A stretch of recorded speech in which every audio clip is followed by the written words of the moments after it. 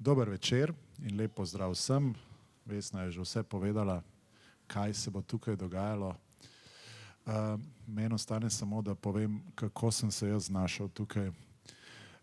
Namreč dobil sem klic enega svojih prijateljev, ki me je prosil, da preberem en rokopis, in to je vedno tako ne preveč fajn izkušnja. Če ti pošle neznanec ali neznanka rokopis, seveda rečeš v redu, ne?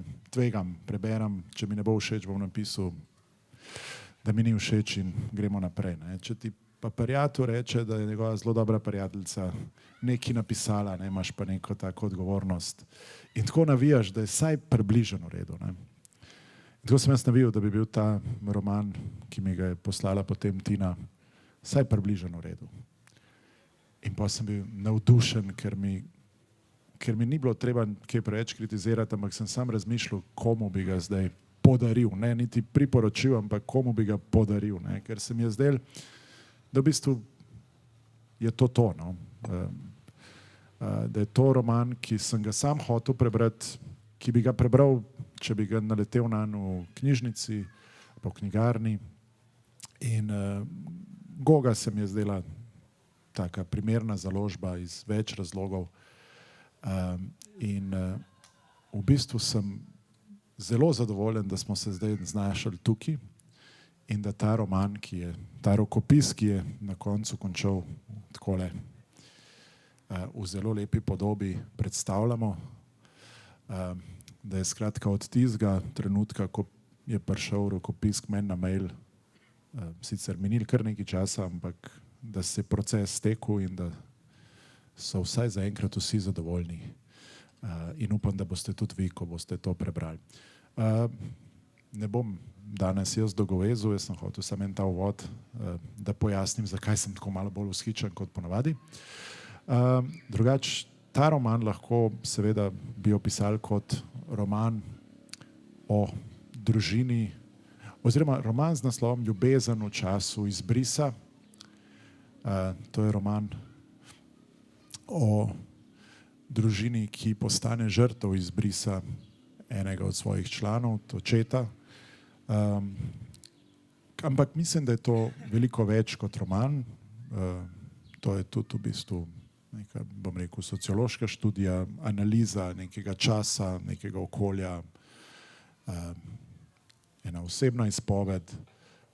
Ampak za začetek, glede na to, da vseeno govorimo o izbrisu, o katerega je minilo že kar nekaj časa, bi prosil obe moji gosti danes, Tino in Milico, če mogoče podata svojo definicijo izbrisa. Namreč danes, tudi meni se pogosto dogaja, da moram nekomu razložiti, kaj je izbris, sploh v tujini, recimo sprašujem, kaj pa je to bilo, kaj se je to zgodilo. In v bistvu ugotavljam, da ni tako preprosto, ne? Da eni so malo pozabili, eni niso nič vedeli, da enim je to nekaj čisto čudnega in nenavadnega. Tako da bi vaju mogoče prosil, da vidve mogoče poveste, kako bi vidve nekomu v tujini, nekomu, ki nič ne ve, ki čisto nedolžno vpraša, kaj pa je to izbris. Da naredimo en tak okvir za današnji pogovor. Ja, lep pozdrav še z moje strani in hvala, Goran, za tako lep uvod in tako lepe besede. In v bistvu, ja, ker si na nek način, tako kot vedno rečem, boter tej knjigi. Ja, kako zdaj razložiti nekomu izbris?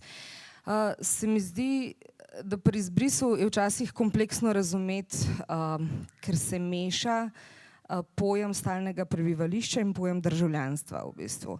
In tujcu bi to tako razložila, da se je ob razpadu Jugoslavije republika oziroma vlada odločila, slovenska vlada, da bo pozvala državljane, ki so imeli v Sloveniji stalno prebivališče, državljanstvo pa v eni izmed republik Jugoslavije, jih pozvala, da imajo 6 mesecev časa, da zaprosijo za državljanstvo. Zdaj, eni so se temu odzvali in so zaprosili za državljanstvo, nekateri so pozabili, nekateri niso razumeli, nekateri niti niso vedeli, kaj to zares pomeni. Nekateri so pa preprosto želeli obdržati državljanstvo ene od republik iz kjer so izhajali. Kar je enako, kot če bi jaz danes šla živeti v Nemčijo in bi v bistvu zaprosila za državljanstvo, oziroma za stalno prebivališče v Berlinu in bi tam, ker bi tam želela delati ali pa si ustvariti družino in nekaj časa tam živeti ali pa tudi za zmeraj, ampak bi želela ohraniti državljanstvo Republike Slovenije, ker tukaj sem rojena in iz tukaj izhajam. In v bistvu tukaj se ta dva pojma pogosto mešata in problem je bil v tem, ker te ljudje so imeli pravico zaprositi državljanstvo in ne dolžnost. Želeli so ohraniti državljanstvo naprimer Republike Srbije, Bosne, Črne Gore, takrat je bila še Jugoslavija. Kar je tukaj pomemben izpostaviti je, da so to zaprosili samo ljudi, ki so imeli državljanstvo iz nekdanjih jugoslovanskih republik. Se pravi, ljudje, ki so prihajali iz Anglije, Italije, Belgije in so bili v popolnoma enaki situaciji. Imeli so stalno prebivališče v Sloveniji, državljanstvo pa naprimer italijansko, angleško, nemško, se jim kaj takega ni zgodilo. Se pravi, to se je zgodilo samo ljudem in nekaj tudi Slovencem, ampak predvsem ljudem, ki so prihajali iz nekdanjih republik Jugoslavije in zato je bilo tudi to diskriminatorno, poleg tega, da se je kršila ustava in zakoni in tako naprej. In ti ljudje so v bistvu čez noč ostali brez vsega, ostali so brez zdravstvenega zavarovanja, brez pravice do dela, brez pravice do pokojnine in tako naprej. Skratka, postali so tujci v državi, kjer so prej živeli desetletja, imeli družine, prijatelje, sorodnike in tako naprej, in kar je povzročilo za mnoge res nepopravljive v bistvu posledice na zelo različnih ravneh.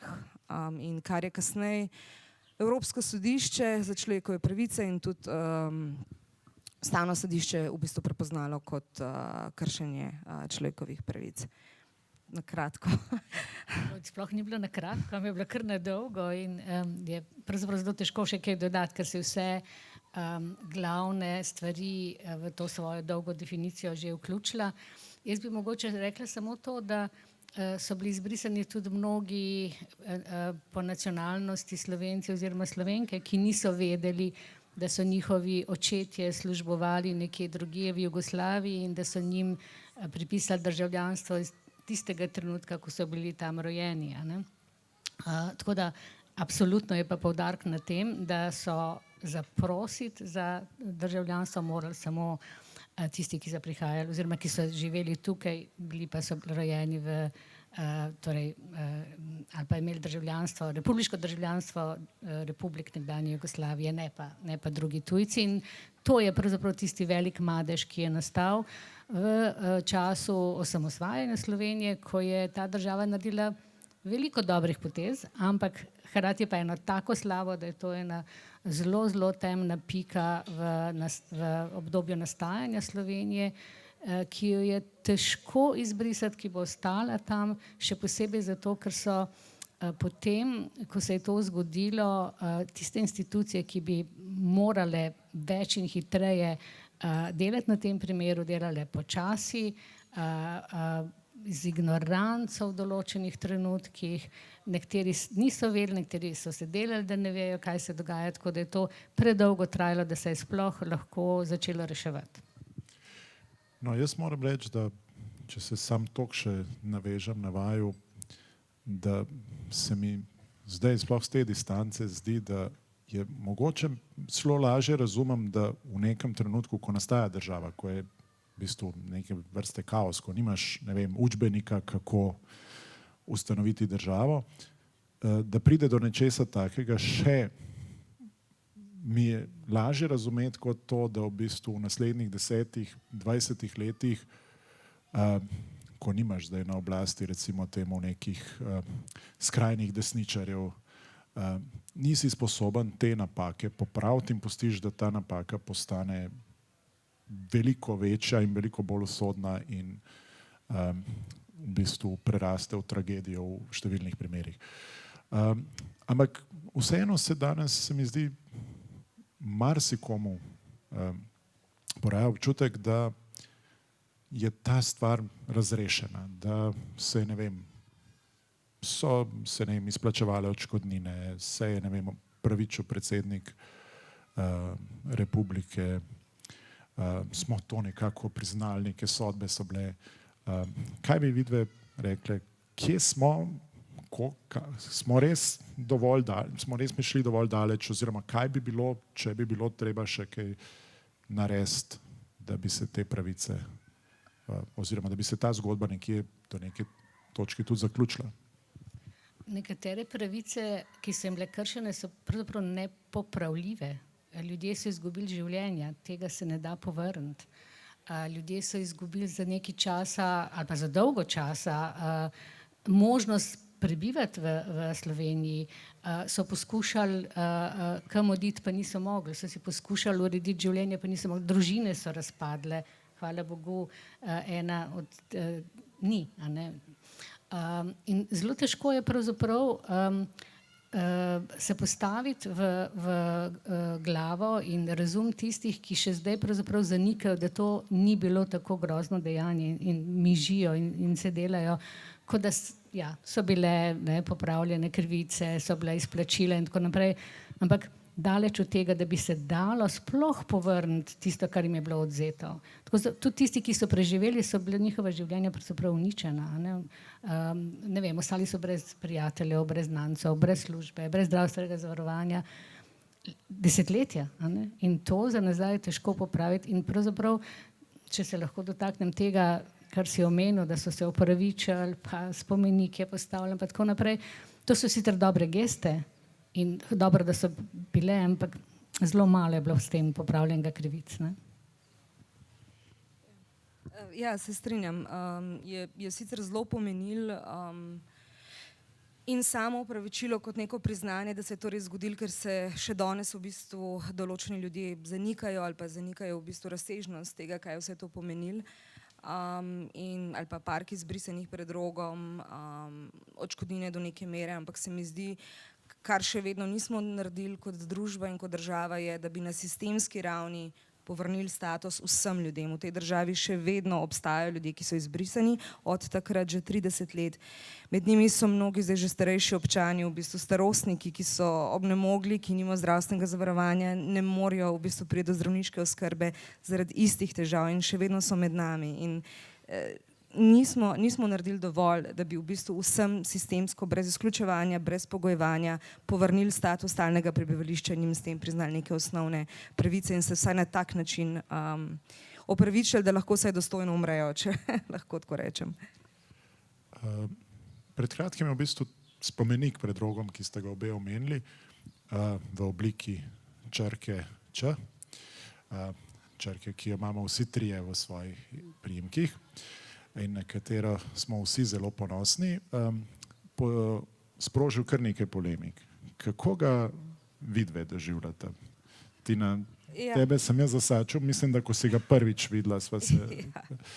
V bistvu, večplastno, namreč ta zgodba s tem spomenikom je kompleksna. Včasih je tam stal stari Rog, avtonomna tovarna Rog, kamor sem tudi jaz včasih zahajala na kakšen zelo zanimiv koncert, ki ga nikjer drugje nisem mogla videti, enega sem tudi pomagala organizirati, ker so se dogajale zanimive stvari, ker so se zbirali različni umetniki in ker so se v bistvu zbirali ljudje, ki mogoče so bili drugačni.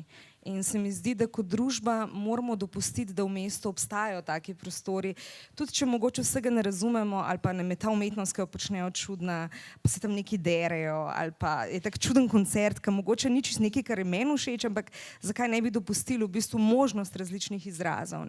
Konec koncev tam je bil tudi socialni center, kjer se je društvo izbrisanih zbiralo oziroma kjer so se potem kasneje tudi za druge manjšine borili in tako naprej, tako da to je bilo eno tako zanimivo središče in jaz na nek način sem simpatizirala s tem prostorom in mi je bil drag in način, kako so ljubljanske mestne oblasti se znebile teh ljudi in tega prostora, mi ni najbolj blizu ali pa bi si želela, da s takim nasiljem ne počnemo tega kot družba. Bi si želela, da te stvari sprovedemo na drugačne načine in da smo bolj strpni in miroljubni. In zdaj, kot bi v angleščini rekli, that being said, se mi zdi vseeno zelo pomembno, da ta spomenik tam stoji. Konec koncev ga je predlagalo Društvo izbrisanih skupaj z Amnesty International.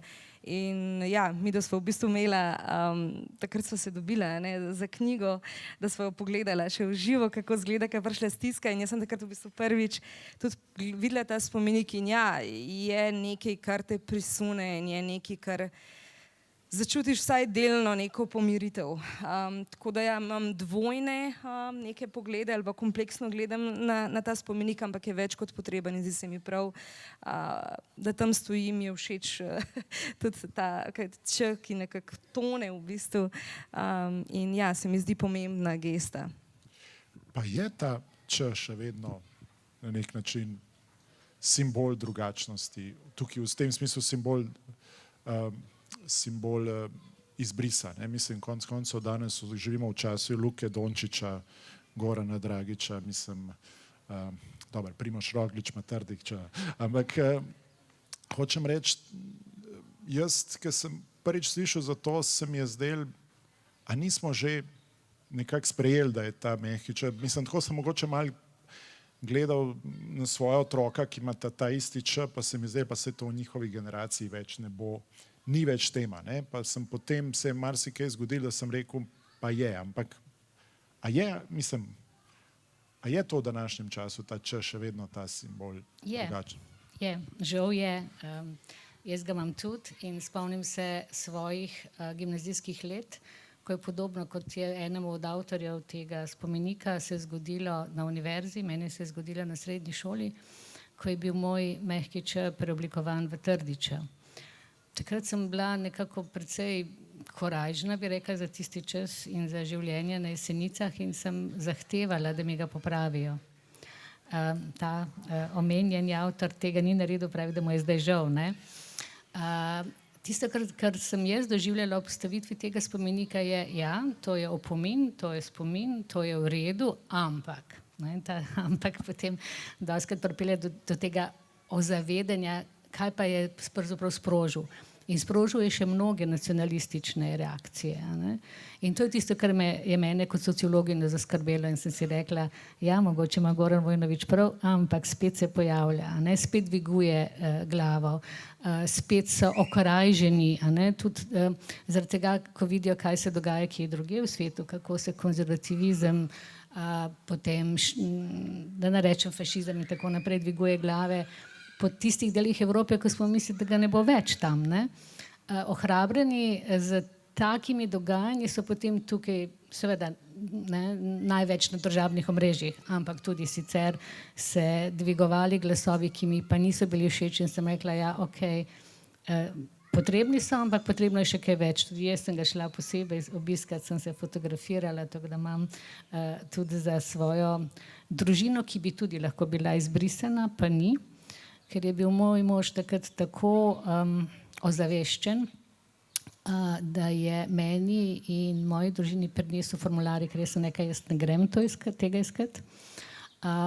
Jaz sem državljanka, tukaj živim že ne vem koliko časa, vse šole sem tukaj naredila, učiteljica sem bila takrat, zakaj bi jaz to morala narediti? Pa rekel, lej, ne tukaj se iti neko pravičništvo, to je država, to je treba pač neke formularje izpolniti, bom jaz vse naredil, ti sam podpiši. In nisem podpisala, on je odnesel in tako nisem bila izbrisana. Ja, jaz imam manj romantično zgodbo, zakaj jaz nisem bil izbrisan, ne? Ker je bil moj oče tako svojeglav, da ni pristal na ta mehanizem, da bi otrok dobil državljanstvo, republiško državljanstvo po očetu, ne?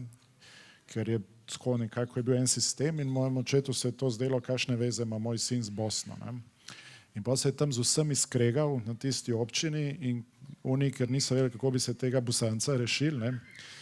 So najdel nek člen, ki je pisal, da če se zakonca ne moreta strinjati, da lahko pa dobiš republiško državljanstvo po tiste države, v republike, v kateri si se rodil in tako sem bil jaz potem slovenski državljan že pred 90. letom. Ne.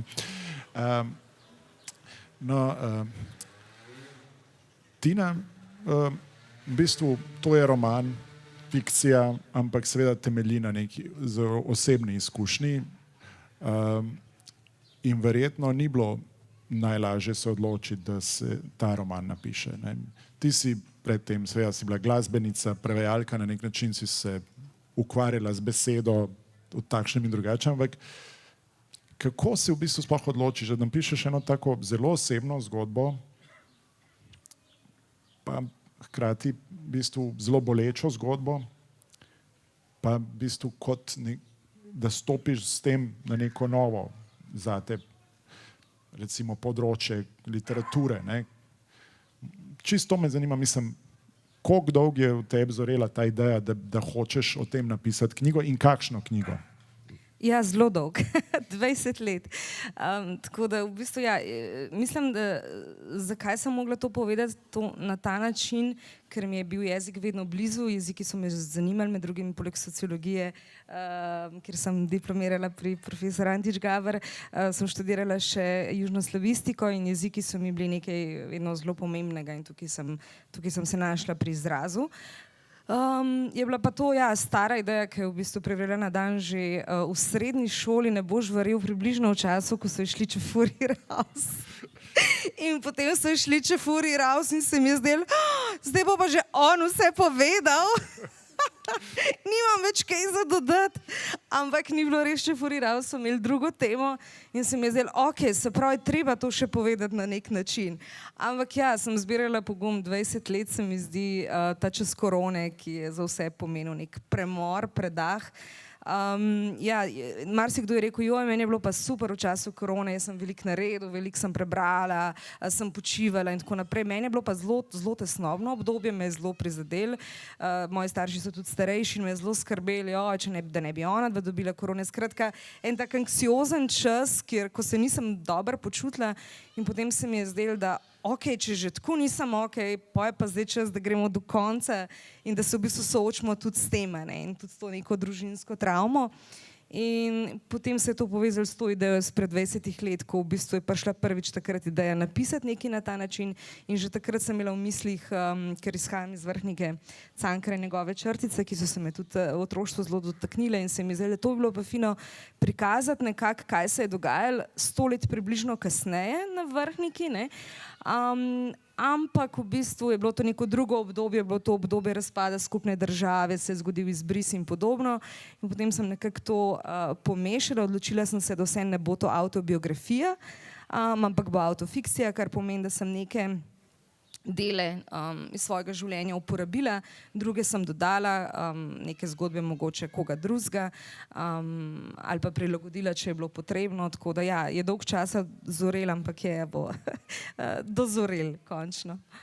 Mislim, to, kar si rekla, prav dozorel, se mi zdi, da nekako lepo opiše to knjigo. Skratka, to seveda je not bolečina, ampak se zdi v bistvu predelano. V bistvu si našla en način pisanja, kjer si upletla tudi svoje znanje sociologije in sociološke analize in se zdi zelo trezno, zelo tudi distancirano. Koliko težko ti je v bistvu bilo to, oziroma koliko si o tem premišljevala, da nočeš, da je to zdaj neka res, da kriči bolečina ven iz knjige, ampak da vseeno je to en širši pogled. Ja, če bi to bilo napisano pred 20 leti, bi bil to definitivno punk roman. Se pravi, bi kričali, bi bilo boleče, bi bilo zdaj pa zdaj bom pa vse povedala.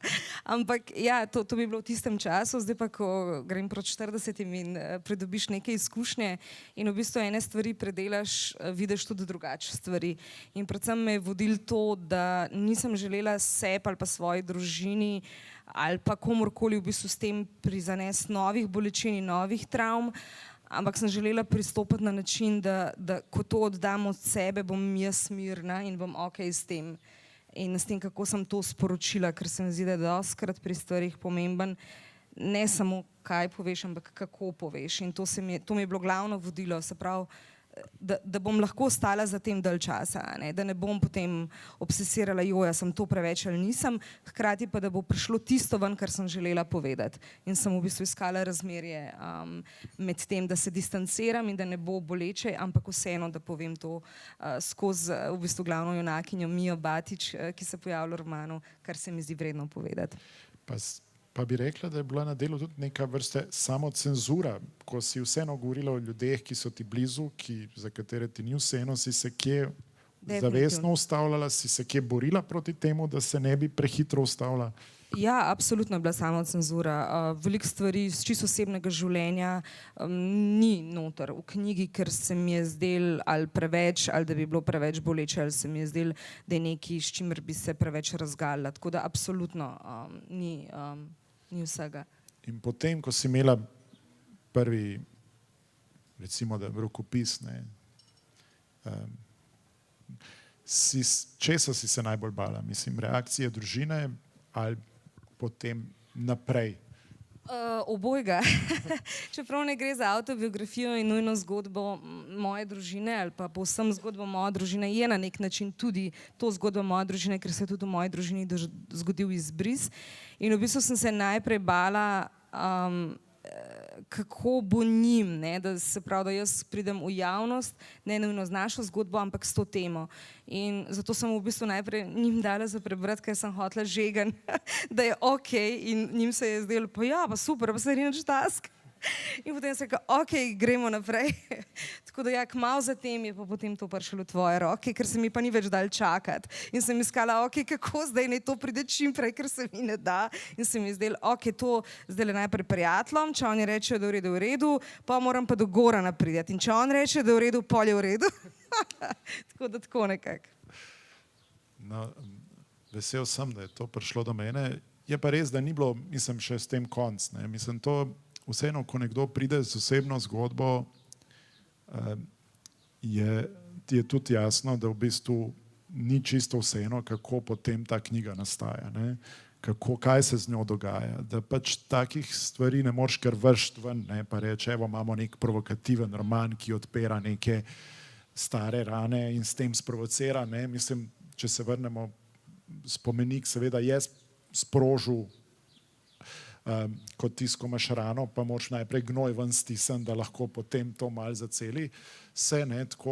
Tako se mi meni že takrat zdelo, da v bistvu pri tej knjigi je treba pa vendarle paziti, ker to pa je osebna zgodba, ker so ljudje, ki to zgodbo, ne glede na to, kako je fiktivna, dojemajo kot svojo in so neka resnična bolečina, da je ne moreš kar vršiti ven, pa reči, ne izproži, kar sproži. Ne? Včasih seveda lahko si dovoliš provokacije, ampak moraš imeti trdo kožo, morda še več kilometrine, tako da jaz sem takrat namenoma predlagal Gogo, ker se mi je zdela kot založba, da bi znala delati na prav način. Ne? Tako da seveda nisem bil zraven, tako da me zanima, kako je potem uredniško, kako sta Ana Geršak je bila seveda urednica in kako sta se lotile potem te knjige mogoče.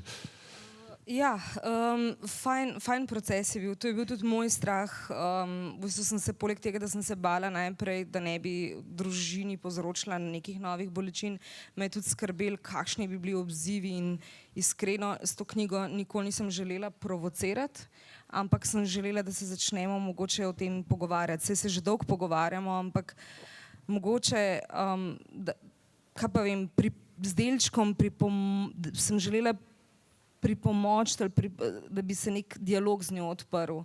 V bistvu, da se na neki tej osebni ravni pogovarjamo, kaj to zares pomenilo. Vse nekaj so številke, nekaj je statistika, nekaj je, kdo je kriv, ampak se mi zdi, da to ni bilo v prvem planu. No? Ampak sem se vseeno bala teh reakcij in sem to tudi skomunicirala z založbo in s tabo v bistvu. In se mi zdi, da je založba na lep način, da je razumela, kaj je ta knjiga in da je razumela v bistvu, kako je treba s tem ravnati in sem hvaležna Gogi, evo, še javno. In potem tudi urednica Ana Geršak, je bil to res lep proces, sva se ujeli na več ravneh in je z nekim res občutkom in občutljivostjo urednikovala in cel proces je bil v bistvu nekaj, česar sem se zelo bala, kako bo, ker sem šla prvič v uredniški proces, ampak je bilo res lepo in čudovito. No, me veseli. Mogoče se še malo vrnem na temo izbrisa in sicer pripovedovanje o izbrisu je v bistvu zelo zahtevno, ne bom rekel problematično, čeprav tudi lahko je, ker so si zgodbe izbrisanih medsebojno zelo različne. Ne? Številka 25 000, seveda 671 pač označuje število izbrisanih. Žrtev je seveda več, ker seveda družinskih članov in prizadetih je vsaj še 3-krat, 4-krat toliko. Hkrati pa niso vsi, ki so bili izbrisani, utrpeli enako. Ne? Nekateri so si dosti hitro uspeli urediti status, nekateri so se tako ali tako odselili iz Slovenije in nekateri mogoče niti niso nikoli izvedeli, da so bili izbrisani. In s tem vsaj moja izkušnja s tem je bila, da vsakič je bila ravno s tem tudi ena v bistvu dosti velika manipulacija prisotna. Ne? Ker če so hoteli prikazati, da izbris ni bil hud, so pripeljali nekoga, ki si je zelo hitro uredil in je rekel, to ni bilo nič takega. Ne? In tudi imeli smo pa tudi seveda, ne vem, konec koncev Macinijeva roman in film, ki je v bistvu pa prikazal, kako krute so bile lahko te zgodbe, pa spet je bil deležen očitkov, češ ni bilo tako grozno. Ne? Pa mogoče vprašanje, kako je s temi osebnimi zgodbami in izbrisom? Koliko v bistvu lahko skozi eno zgodbo sploh o izbrisu povemo? Meni, pri tem romanu se mi zdi, da je ravno tudi s tem širšim pogledom Tini to uspelo, ampak mogoče vseeno eno tak pogled, koliko lahko te osebne zgodbe pripomorejo k razumevanju enega tako zapletenega pojava. Jaz mislim, da zelo veliko in ta Tinina knjiga je sploh specifična, ker je pisana pravzaprav iz perspektive otroka, odraščajoče oziroma deklice 11 in tako naprej let, ne, ki doživlja to, kar pravzaprav niti ne ve, kaj doživlja, ki mu zelo naivno ponekod poskuša razmisliti, kaj se dogaja. Meni so bile pretresljivi tisti deli, ko se govori o izbrisu in zdaj se pa ne bom točne formulacije, nešto sa papirima, nekaj ni v redu s papirji. To je nek tak zelo nedolžen, bi rekla, opis, seveda iz perspektive otroka, ki mu ne nočejo ga, ne vem, starši, predvsem mama, toliko obremenjevati, razlagati in ti problemi s papirji se šele na koncu izkažejo, kaj pravzaprav v tem otroku, kaj to pomeni. Mi seveda ves čas vemo, za kaj gre, odrasli bralci oziroma bralci, ampak z te perspektive otroka pa to izgleda tako, bi rekla, marsikaj se dogaja, kar ni razumljivo. Neki obsodbe, ki zaradi tega prihajajo do nje. In to je zanimivo z vidika oziroma iz perspektive različnih oseb, tako slovenskih otrok kot bomo rekli naših južnjaških otrok. Tako da se mi zdi, da se dotika nekih vprašanj iz perspektive, ki do zdaj ni bila, saj jaz se ne poznam, ti poznaš več, ne vem, a je še kje bilo to, mislim, da ne. Na ta način ne.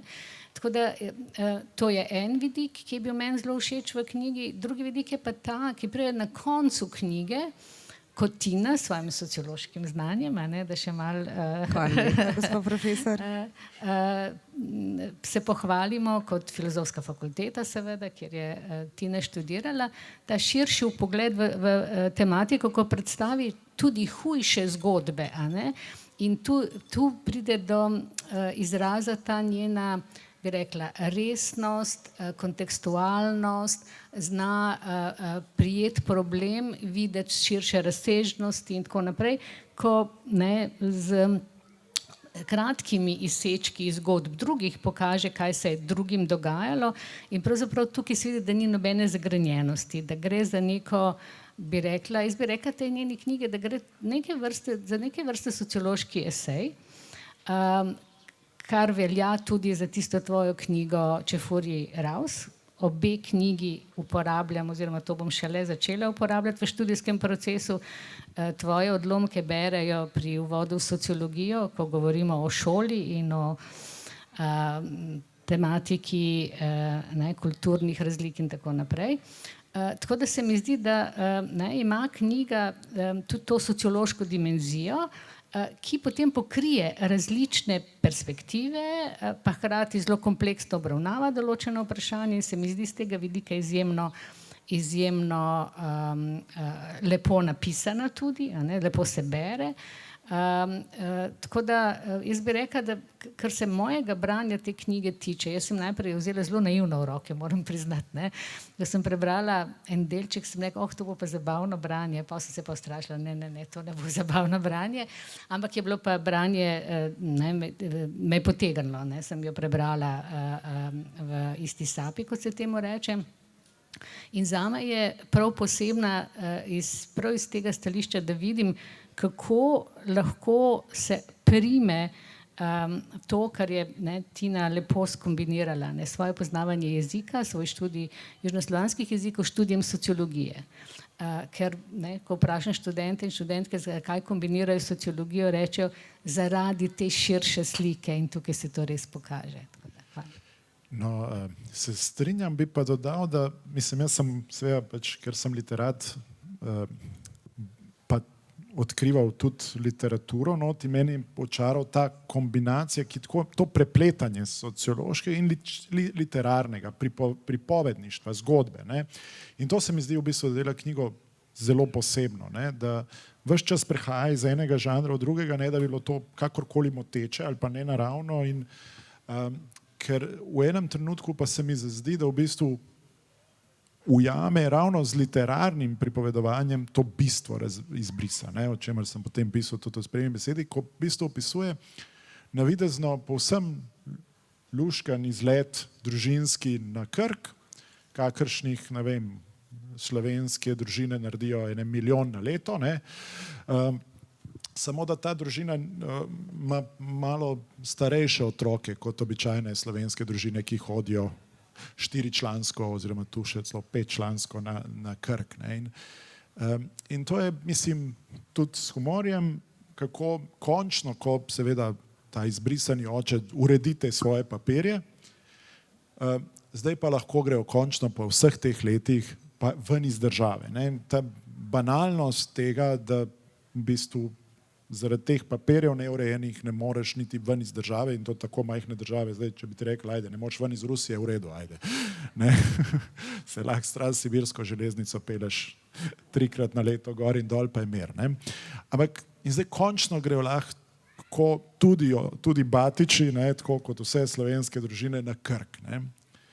In to je v bistvu, ko oni pridejo na ta Krk, v bistvu ti vidiš, seveda pisateljica pripoveduje normalen vikend na Krku, oče ima seveda Reisefiber od trenutka, ko stopi na Krk, ga že začne skrbeti, kako bo šel nazaj, ne, kot vsak klasičen oče na ič, ne, pa tudi tisti, ki imajo mogoče Trdiča, imajo podobne probleme, imajo pa izkušnje, ne, s temi očeti, ki skozi skrbi, kaj bo gužva na cesti, čeprav je skozi gužva na cesti, ampak njih še vedno to skrbi. Ampak ti v bistvu to bereš in čuti in v bistvu vidiš, kaj je ta izbris. Izbris je tisto, kar je neizrečenega v tem primeru. Vsa ta leta, ko pa niso mogli biti na tem Krku, te zamujene poletja, najbolj v bistvu oduzeto vsakdanje življenje. Vse te družine so hotele imeti čisto vsakdanje življenje, pa ga pač niso mogle imeti. In to je ta tragedija, seveda pri enih preraste potem to v resno tragedijo, ampak vsi so pa izgubili možnost, da bi živeli to življenje, ki so ga hoteli živeti. Ne? In zaradi tega, ker niso mogli živeti, so potem družine razpadale, eni seveda se pač niso mogli zdraviti, so umrli, eni so padli v depresijo, so storili samomor, eni so se nekako uspeli iz tega izvleči, si organizirati nekako drugačno življenje in nekje vseeno se prebiti skozi, ampak vsi so izgubili in to je tako nekako prav literarno povedano, ujeto na parih straneh in to je bilo meni čist v tem literarnem smislu očarljivo, kako ne zelo preprosto. Jaz sem videl pol film, se rekel, to je lahko perfekten film, kjer ta klasičen, kjer imaš družino, ki gre na Krk in je na Krku en vikend, ampak za vsem tem se pa skriva cela zgodba, ne, ki jo potem počasi odkrivamo in tukaj se mi zdi, da nekje to bistvo te knjige ravno v tem, da je to v bistvu sociološki esej, ki pa najbolj zaboli tam, kjer pa v bistvu pusti potem zgodbi, kjer pa reče v redu, zdaj sem vse razložila, ampak zdaj pa pogledajte, kako to pa zgleda. Ne? In ravno v tem prepletanju v bistvu enega pogleda in pa tega čiste zgodbe pripovedništva, ne, se mi zdi resnično močan. In kar je tu še, pač smo zdaj vsi že malo menili ta humor, ne, ki je ves čas prisoten, ne, in na videz rečeš, to bo pa zabavno branje in potem seveda zaboli. Ne.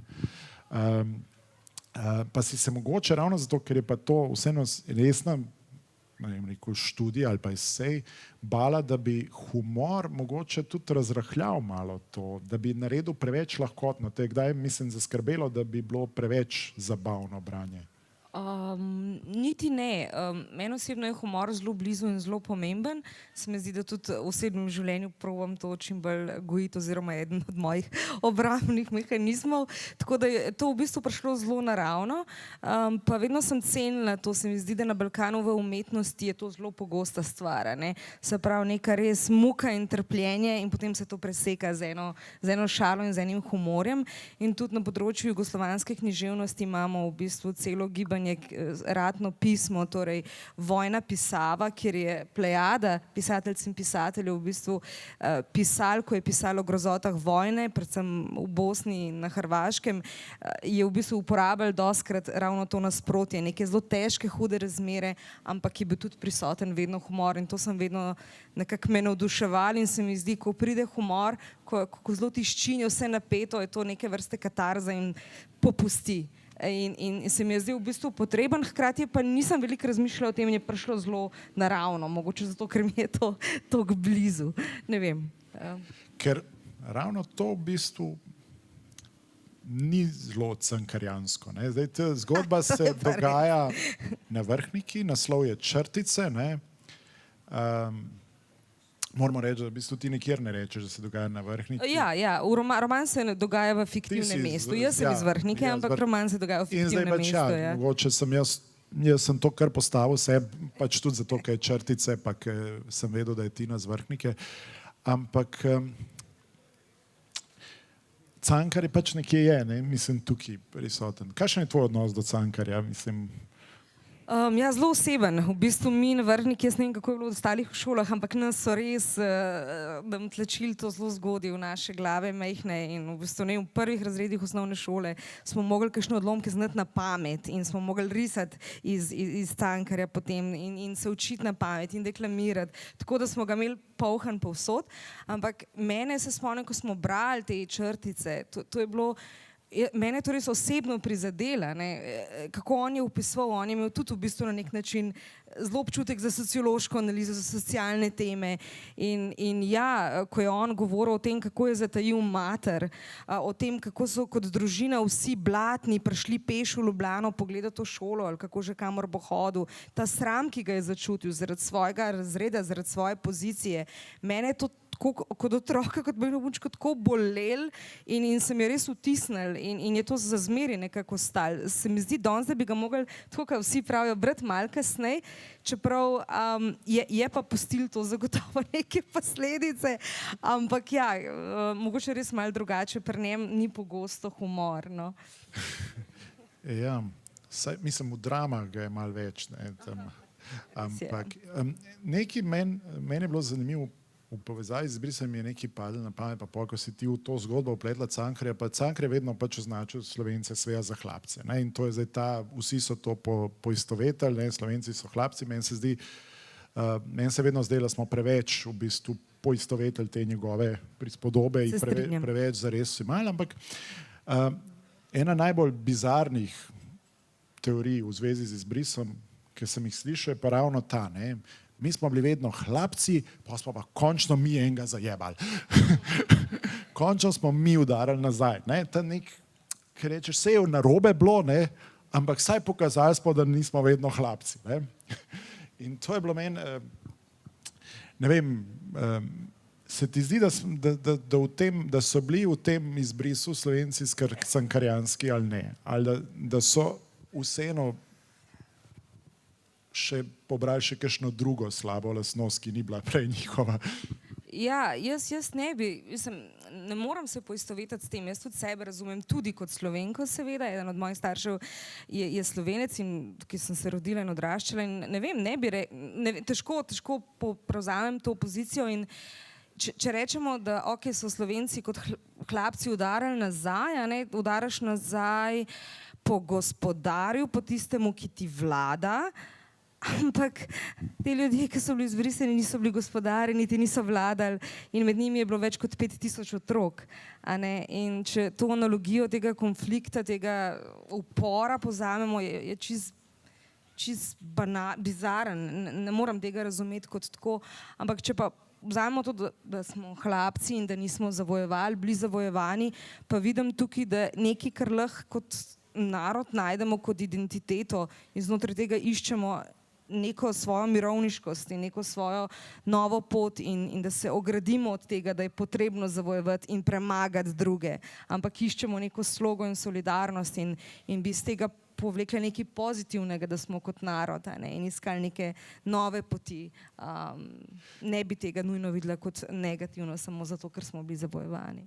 Ne, mislim, meni se zdi, to je ena najlepših stvari, ko biti Slovenci, ravno v tem, da hodiš po svetu in nikjer ne moš naleteti na nekoga, ki si ga nekoč ali okupiral, ali ga, ne vem, izvedel genocid nad njim, mislim, kolonializiral, mislim, zaplinil, ne vem, karkoli. Mislim, tako zelo, zelo z veseljem rečeš, ne da bi pomislil, kdo ta človek je, ne, rečeš, ja, jaz sem pa iz Slovenije. Ne. Verjamem, da marsikjer pripadnik večjega naroda ima malo včasih smok v grlu. Ne. Če hodaš po Južni Ameriki, pa moraš reči, da si Španc, ne vem, če si Britanc, imaš sploh težave. Ne.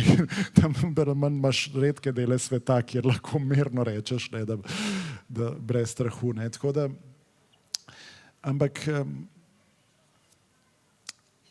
koliko sploh čutimo ta madež izbrisa v Sloveniji, ali nekako smo to potlačali, kljub vsemu?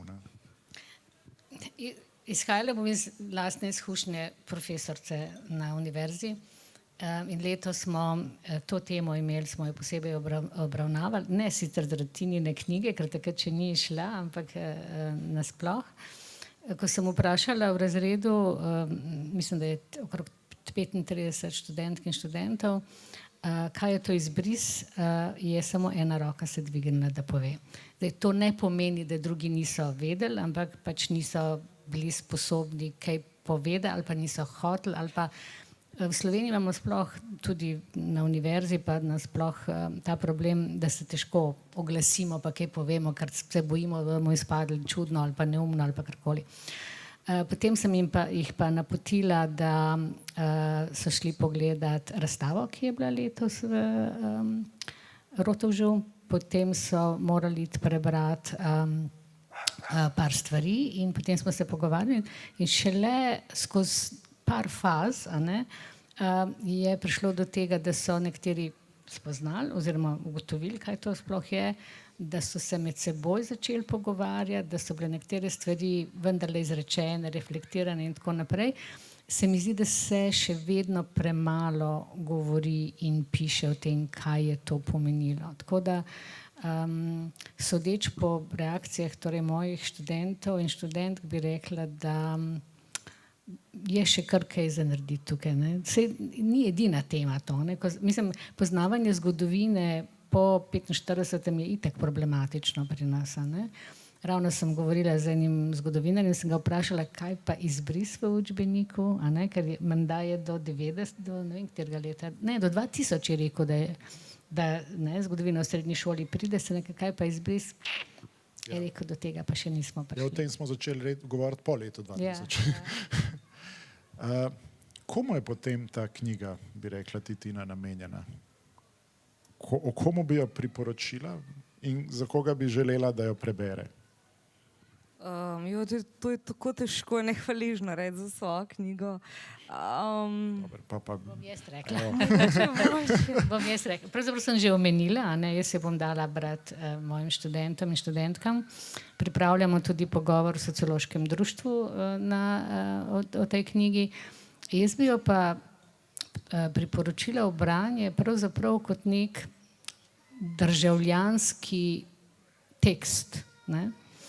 Vsem tistim, ki živijo v tej državi, zato da vidijo, kaj pravzaprav se lahko zgodi v nekih takih ključnih trenutkih, nastajanja države, postavljanja sistema, novih institucij in tako naprej, kako se lahko zgodi tudi nekaj takega. Jaz ne verjamem, da je bilo načrtovano, recimo, ne, to, ki jim ne pripisujem, ampak pripisujem jim pa tistim, ki so to zagrešili, neko neobčutljivost, neko hitrost, neko, površnost in tako naprej.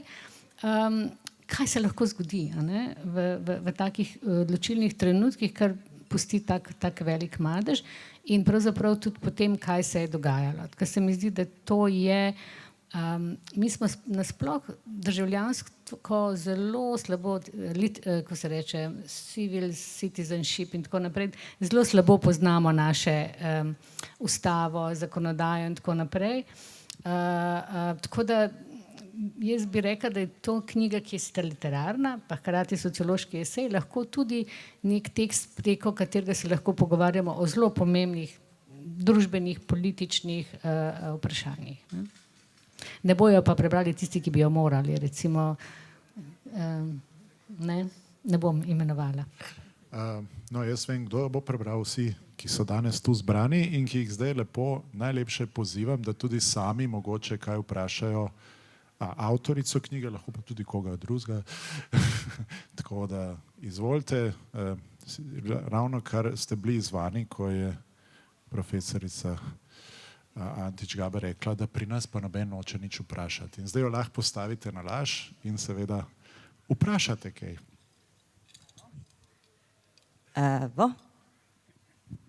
Jaz pa ne bom vprašan, ampak bom tvegal, da izpadem neumen, tako kot je gospa profesorica rekla. Mal starejši, tukaj se spomnite, kaj smo se imeli mi Slovenci v Jugoslaviji. Imeli smo se za nekaj več, imeli smo se za bolj pametne, za bolj uspešne, za bolj sposobne.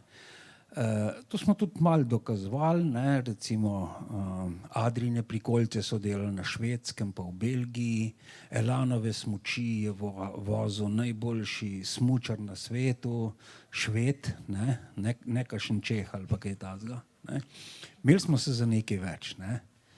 In naši bratje dol niso bili čisto zadovoljni s tem, da smo se imeli mi za nekaj več, ne, ampak boste videli vi, ne?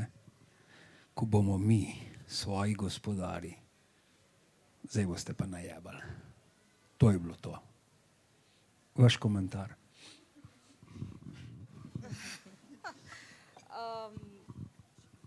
Ja, in smo najebali. Ne vem, ja, jaz sem bila takrat otrok, zdaj, če govorim iz svoje osebne izkušnje. In prihajam tudi iz mešanega zakona, ne, tako da se težko postavim eno ali na drugo stran, ampak kar sem brala ali pa premišljevala o tem, je zagotovo v Sloveniji prevladoval nek tak mogoče malo več vrednosti kompleks v primerjavi z ostalimi narodi ali pa še danes. Tako da sem tudi jaz, kot nekdo, ki se piše na ič, velikrat bila deležna tega ali pa takih zmerljivk in podobno, tako da se je to čutilo, lahko da, ampak ja, želela bi si pa, da se ne bi to zgodilo na tak način.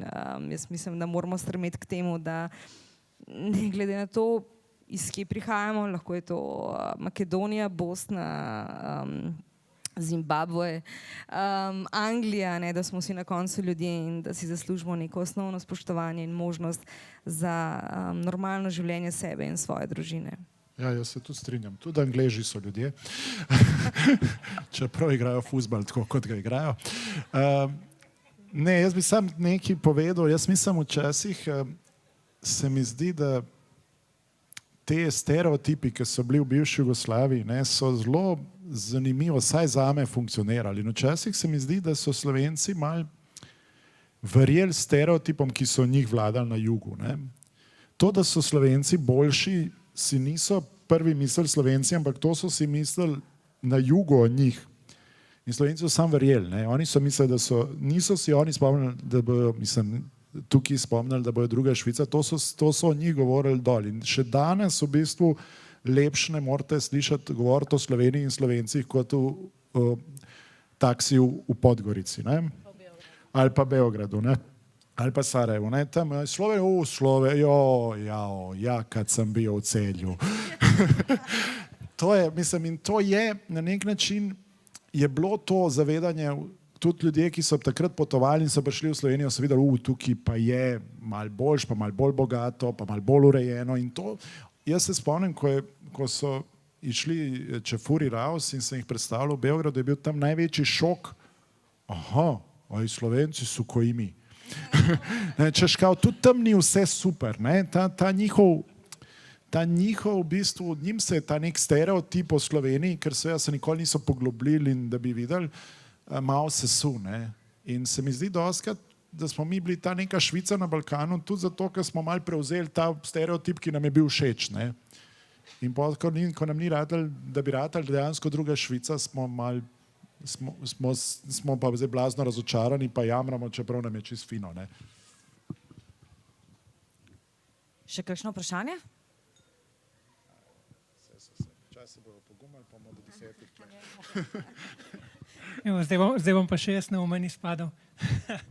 Nimam vprašanja, pravzaprav samo, kako ne rečem, ne vem, če je to komentar. Zdaj mi je bilo zelo všeč to, kar je gospod Goran povedal o tem, kako smo mi sprejeli kot svoje nekaj, kar so nam morda drugi prinesli, ne? Jaz sem imel zdaj to srečo nekaj časa, da sem pač poučeval tujce, v glavnem seveda teh bivših jugoslovanskih prostorov in sem jih tudi jaz moral nekako skoraj umirjati, kar se tiče tega vnaprejšnjega navdušenja nad tem, kam so prišli, v kakšno široko, miselno, ne vem kako, okolje, ne? Ampak hotel sem reči nekaj drugega, zato sem dvignil roko. O tematiki izbrisanih si ne upam nič reči, priznam, da sem, ne bom rekel, da čisto nič ne razumem, ampak premalo, da bi znal kaj komentirati. Ampak kar se tiče črtice, ne? Črtice kot mehkega č-ja. Moj priimek ima š, pa sem precej časa živel na Poljskem, kjer pa v svoji abecedi š-ja nimajo, ne? Tako da so me pisali včasih, če sem rekel, tako da niso takoj vedeli, da sem tujec, so me pisali s, kar pomeni š, če so pa videli, da sem tujec, sem ostal pa s, ne? Konkretno sem bil surla, kar me je neizmerno veselilo in me še zdaj zabava, ne? Tudi v mailih, kar seveda uporabljam. Ampak zdaj pa tisto, kar me je spodbudilo. Mehki č, ne? Zdaj, dokje bomo kot se stališča, ne vem, sociolingvistike mogoče, šli pri sprejemanju ali pa razširjanju te naše abecede. Meni se zdi lepo, da smo sprejeli mehki č, ne, da je bil Nesterovič končno s mehkim č-jem, ne pa s trdim, pri čemer seveda moram reči, da Čehi pa še vedno, ne, Poljaki, ki sem jih omenil, pa Rogliča pišejo z mehkim č-jem, ker se jim zdi, da so vsi priimki na ič mehki č, ne. No, ampak kaj pa s Čehi, ki so bili v tvorjenju naše kulture zelo prisotni, ne? Zdaj imamo tudi v Novem mestu enega, ki ne vem, je potomec Čehov ali je Čeh celo v politiki, pa ni Jirži z r-jem s strešico, ampak je samo Jiri, se mi zdi, ne, v uradnih dokumentih. Kaj lahko naredimo, da bi to razširili mogoče še na koga oziroma kje je meja, dokot bomo širili to svoje, bi rekel, pozitivno razširjanje sveta? Ja, jaz, ko pišem, se kar trudim vse te črke upoštevati in se mi zdi, da je tudi trend. Recimo, če smo omenili Rogliča, je trend v športu, kjer se včasih ni pisalo nobenih teh črk, zdaj pa je Luka Dončić lepo s trdim in z mehkim č-jem. Zelo sem zasledil podatek, da je bil Goran Dragić eden prvih, če ne celo prvi, ki si je dal napisati mehki č nad svoj dres v ligi NBA in danes je to nekaj zelo sprejeto, češ, da imajo vsi svoje črke, ne glede na to, ali so Čehi, ali so Švedi, ali so pa Slovenci, ne? Tako da v tem smislu je moje upanje tudi, da bo šla slovenščina v to, da seveda, ker je to popolnoma enostavno, ker ni zdaj ker zakaj so bile včasih črke? Zaradi tipkovnic, ne, ki so pač imele, pa so se vedno vsi sklicvali, da džejev pa ni na tipkovnici ali pa džejev, da jih nimajo, ne. Danes so vse črke seveda je zelo preprosto napisati in je v bistvu stvar ignorance, če se ne potrudiš napisati imena takega, kot je v originalu. Je pa res, da nekatera imena smo se pač navadili sloveniti in da sem imel jaz ene velike boje par let nazaj in na STA-ju in na televiziji, pa sem jih izgubil, ker sem se boril za to, da ne Slovenijo več kitajskih in japonskih imen, s tem, da sem imel podporo pač profesorjev kitajščine in japonščine na filozofski fakulteti in sem poskusil to raztolmačiti, da je v dobi interneta njihovo zapisovanje nekih imen popolnoma neuporabno in da so Kitajci in Japonci sami določili, kako se njihova imena v mednarodnem, v latinični pisavi zapišejo, ampak mi to ni uspelo, tako da tukaj je kar neki ovir še, bom rekel, pred našo željo in voljo.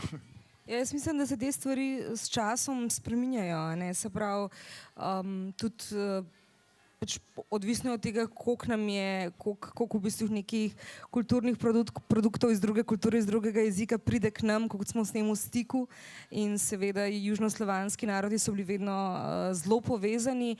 Se tudi, če pogledamo, ne vem, angleščino, danes nam je čisto normalno, da vse imena uporabljamo, kjer je Y ali pa X, je to nekaj najbolj običajnega.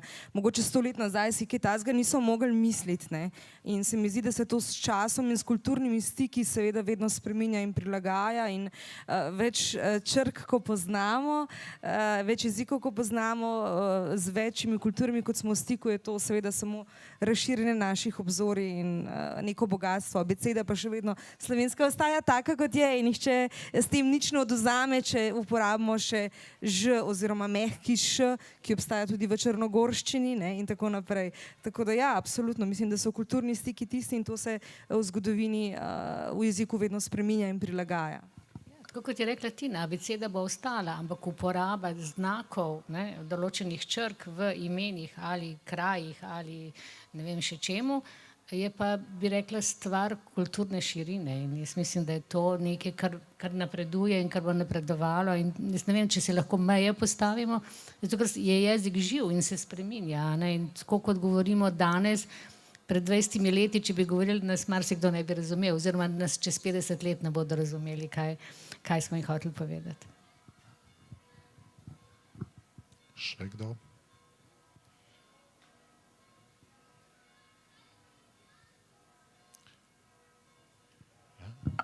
Potem pa mislim, da nam je res odzvonilo.